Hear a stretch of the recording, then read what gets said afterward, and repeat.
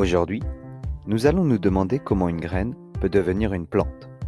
Pour cela, nous avons fait plusieurs expériences que nous allons décrire dans cette vidéo.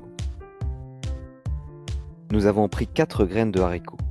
La première, nous l'avons mise dans un verre sans rien.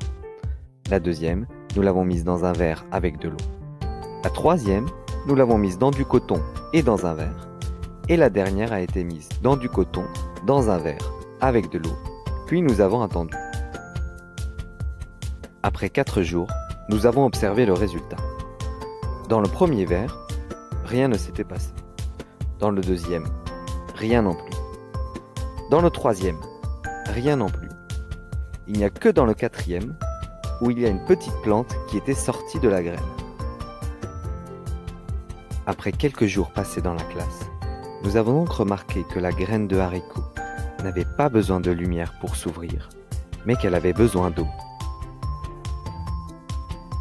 Lorsque la graine s'ouvre, il y a un germe qui sort. Cela s'appelle donc la germination. Nous avons remarqué que si on laisse la graine dans le coton, la plante va s'arrêter de pousser au bout d'un moment. Nous avons donc décidé de les mettre dans la terre. Nous avons séparé nos graines en 4 pots. Dans le pot numéro 1, il y avait de l'eau et de la lumière. Dans le pot numéro 2, il y avait de l'eau mais pas de lumière. Dans le pot numéro 3, il n'y avait pas d'eau et de la lumière. Et dans le pot numéro 4, il n'y avait pas d'eau et pas de lumière.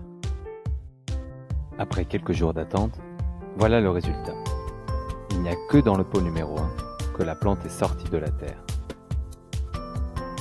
De ces résultats, nous avons donc conclu qu'une plante avait besoin d'eau, de lumière, mais aussi de chaleur, puisqu'elle était dans la terre et dans la classe. Pour comprendre comment une graine peut devenir une plante, voici une graine coupée en 2.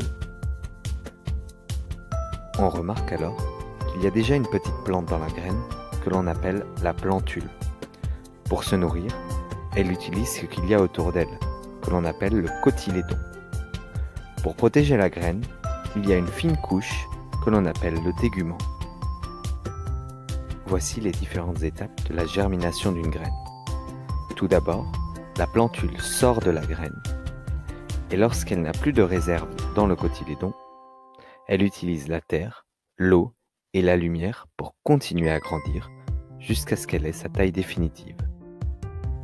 Pour finir, je rappelle donc que pour qu'il y ait une bonne germination de la graine, il faut donc qu'il ne fasse pas trop froid, mais également de la lumière et de l'humidité.